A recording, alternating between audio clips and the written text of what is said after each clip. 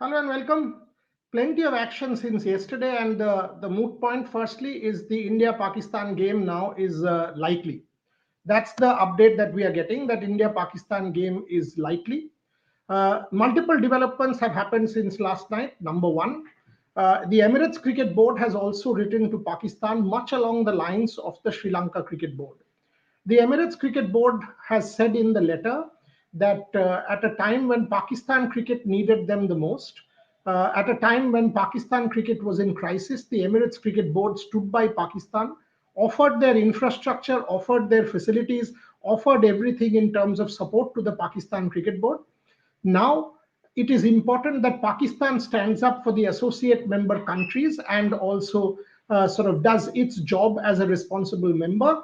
And it has gone ahead and said that as a family member of the ICC, it requests Pakistan to reconsider its stance and go ahead and play the India game. That's the Emirates board letter that has been sent to the Pakistan Cricket Board, very much along the lines of the Sri Lanka Cricket Board letter that had been sent a couple of days back. Yesterday, multiple people were involved in the meeting. What are the things that we are getting? Firstly, we are getting that the announcement is likely in the next 24 odd hours. Not too long. Clarity will come very shortly, maybe in the next day or so, is what we've been told. Number two, that we are getting, it is more than likely now. It is very much likely that the game should happen because that's the direction in which the talks have gone. Four, five things. One, Pakistan, Bangladesh will perhaps not be sanctioned by the ICC. That is why the presence of Aminul Islam Bulbul in Pakistan as part of the meeting. So Bangladesh not likely to be sanctioned is what I hear. Pakistan, as I said, Pakistan now needs to figure out a narrative by which, because the Prime Minister was on record saying that the game will not happen. Mohsin Naqvi has apparently said that he'll take it back to the Prime Minister and thereafter will make it known.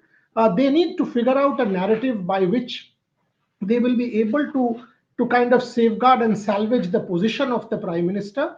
Four things likely. One, they'll cite the example of the Sri Lankan Cricket Board and say that the Sri Lankan Cricket Board had requested Pakistan. So, keeping that in mind, Sri Lanka is a board that has been close to Pakistan and has helped Pakistan in the past.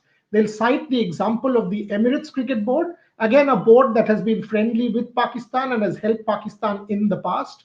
They will cite the solidarity with Bangladesh question and say that Pakistan played a role in trying to avoid the sanctions that could have been imposed on Bangladesh by the ICC and has kind of stood up for Bangladesh in that sense. Finally, they will kind of play that narrative of standing up for the associate member nations at a time when it is required for the global game. Because they now need, because otherwise the Prime Minister looks rather strange that he has made a public pronouncement saying that the India Pakistan match will not be on, and thereafter there has been a radical U turn, and the game is indeed going on. From what we understand, preparations for the match is on.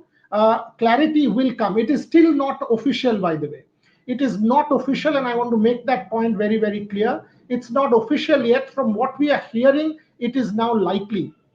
And please, in these matters, things can go down to the wire, things can change, and all of us know that. But it appears likely, it definitely appears likely at this point in time on the Monday that the India Pakistan match is likely to be played on the 15th in Colombo. If you see, hotel prices in Colombo have also started to go up since last night. If you compare about 3 days back and now, you will see hotel prices, and most hotels in and around the Premadasa Stadium within a 2-3 kilometer radius are now showing sold out. You can check the Kingsbury, you can check the Orion, you can check the Sofia Colombo City Hotel, you can check many other such hotels which are around the vicinity where rooms were still kind of available some days back. All of a sudden, rooms are sold out. So news trickles, even Pakistan media is kind of, if you whoever one is in touch with, is saying that the match is likely to now happen. Again, no further pronouncement has come officially from the Pakistan board. After the meeting, there was no media briefing as such. The ICC also no media briefing as such. But what is transpiring is that they will take it back to the Pakistan Premier, they will take it back to the Pakistan Prime Minister, and thereafter a formal announcement is more than likely. It is everybody I have spoken to is telling me that the announcement is not too far away. It's not going to be too long. It's not going to be stretched till the 13th or so. Most likely between today and tomorrow, the clarity or the announcement should come.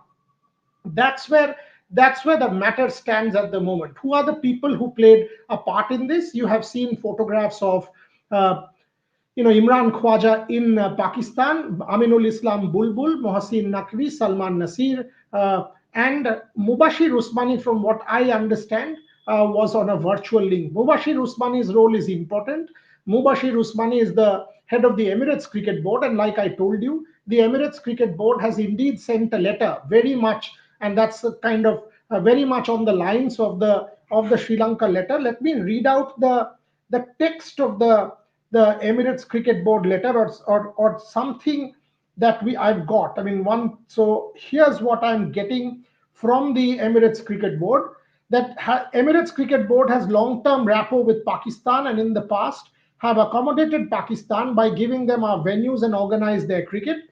Pakistan's latest decision of not playing the World T20 match against India will hurt the game, and most member countries, especially the associates, will suffer financially. As a family member, we request the PCB to reconsider the decision and find an acceptable solution.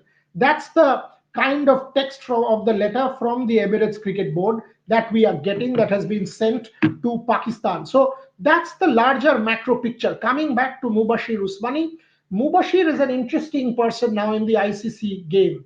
He and Imran were elected to the ICC board in 2024. Mubashir had lost the election in 2022. Thereafter, he got elected to the ICC board 2024 as a representative of the Emirates Cricket Board from the associates, him, Imran from Singapore, and the guy from Malaysia. And Mubashir actually garnered 23 votes. If you go and check your details, Mubashir got the maximum number of votes in that ICC election in 2024. Imran Khwaja polled 20. Mubashir Usmani got 23 votes. Since then on, he has become a pretty strong figure within the ICC's ranks. He has helped organize the IPL during the time of COVID. He has become a player in the Asian cricket circuit. He is considered close to India and to Pakistan. In most recent times, has hosted the Champions Trophy, has hosted the Asia Cup. So Mubashir Usmani playing a kind of important role alongside Imran Khwaja. Imran Khwaja definitely an influential member. They were both sent. They were asked to kind of mitigate. From what I understand, Usman wasn't physically in Pakistan.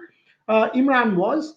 Imran definitely was, and all of them got together in that huddle with Mohsin Naqvi and Aminul Bulbul. What did Bangladesh get out of this, and why was Bangladesh there? Bangladesh got indemnity out of this. Bangladesh got indemnity in the sense no sanctions or penalties are likely to be imposed against Bangladesh, is what I understand transpiring out of this meeting. That ICC earlier could have imposed a financial penalty, could have deducted a portion of the $27.9 million revenue that is liable or accrued to Bangladesh from the ICC monies. So these kind of financial sanctions, also the player no objection certificates for the Bangladesh Premier League would perhaps not be stalled. So the Bangladesh Premier League would not get impacted, are the kind of concessions that Bangladesh could have possibly asked for and might get out of this meeting. So Pakistan, in terms of tangible benefit, the posturing will happen. One can understand how will they premise this. They need a kind of a narrative that at this point will be spun, because the Prime Minister was on record to say that the game will not happen. 4 points. One, Sri Lankan board had made a formal request.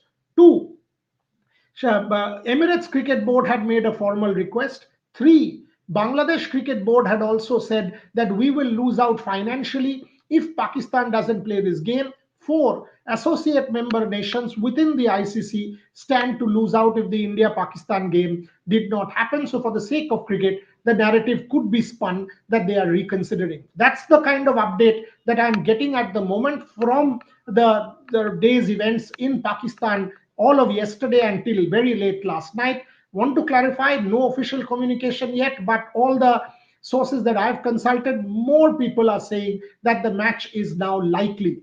The boycott threat is gradually kind of saying, no, there will be a U turn, there will be a reconciliation, there will be a reconsideration, and the match will possibly go on and take place. When will the announcement come from the ICC? When will the announcement come from Pakistan? We have to wait and see, but it should not be too long, because 24 to 48 hours is what I've been told. Naqvi will take it back to the Pakistan Prime Minister, and thereafter a formal announcement is expected. Now, this is the overall picture. If you see in this picture, which is the one loser? Pakistan, if the match does go on, Pakistan is playing in the World Cup, they don't lose anything. Their revenues, etc., will not get impacted. The associate member revenues, etc., will not get impacted like the Emirates board. Sri Lanka, the tourism will happen, hospitality industry will happen, the game will be sold out. And needless to say, that if after all of this, the game does go on, there will be unprecedented demand for tickets of this particular game. Fans who are all keeping things in abeyance, who are all waiting to see what really transpires, will all want to travel to Sri Lanka to watch India Pakistan on the 15th. If you see, hotel prices, like I told you, have already gone up. If you see flight bookings, tickets are not available. If you see from multiple different parts of India, whether it is Delhi, whether it is Mumbai, whether it is Calcutta, from where we are supposed to travel from, tickets aren't available. So via Chennai or via some other city also, tickets are very difficult to get at this point, and that demand will be heightened the moment there is clarity that the game will go on. So Pakistan will not lose, Sri Lanka will not lose, Emirates board will not lose, the associate member nations will not lose. India was never in a position to lose anything, because the BCCI's finances are so strong. 18,000 crores net earnings when Pakistan's is 400 crores. So it's a very lopsided kind of game. BCCI will always win.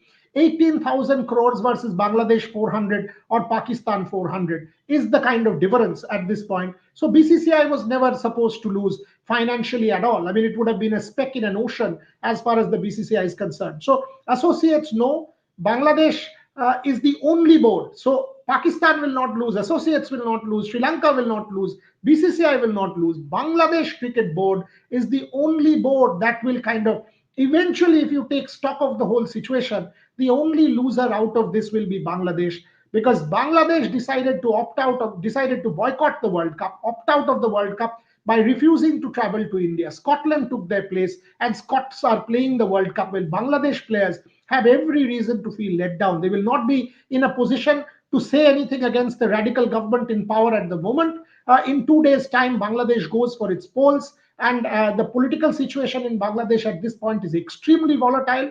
We have seen recurrent instances of violence. If you read your newspapers over the last couple of days, Bangladesh cricket not playing the World Cup, fans not getting to travel, having to cancel their plans. Many I've spoken to had booked tickets, had planned holidays in and around this particular Kolkata leg of the Bangladesh World Cup fixtures.